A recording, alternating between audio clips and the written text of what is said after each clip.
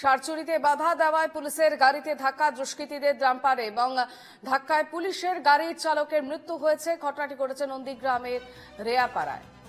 ফের আক্রান্ত পুলিশ এবং সার পাচার রুখতে গিয়ে আক্রান্ত হতে হয় পুলিশকে। সার চুরিতে বাধা দেওয়ার সময় পুলিশের গাড়িতে ধাক্কা, দুষ্কৃতীদের ডাম্পারের এবং ধাক্কায় পুলিশের গাড়ির চালকের মৃত্যু হয়েছে। টেলিফোন লাইনে রয়েছেন আমাদের প্রতিনিধি সঞ্জীব দুবে। সঞ্জীব, কি আপডেট রয়েছে এখন? দেখো অর্পিতা, নন্দীগ্রামের রেয়াপাড়ে কিন্তু সত্যি মর্মান্তিক একটা দুর্ঘটনা ঘটেছে গতকাল রাত্রে।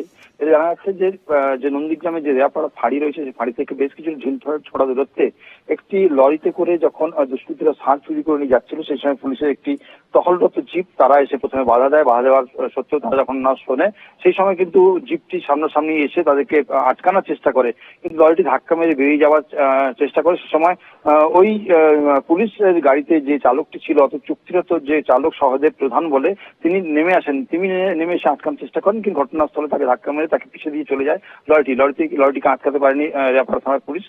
গুরুতর আহত অবস্থায় তাকে নিয়ে যাওয়া হয় রেয়াপাড়া হাসপাতাল। তবে সেখানে কিন্তু সহদেব প্রধানের মৃত্যু হয়। এই ঘটনা কিন্তু রীতিমতো চাঞ্চল্য সৃষ্টি হয়েছে এবং বিজেপির পক্ষ থেকে যেটা দাবি করা হচ্ছে যে প্রতিনিয়ত নন্দীগ্রামে এইরকম ঘটনা ঘটে আসছে, পুলিশ সেভাবে সজাগ থাকে না।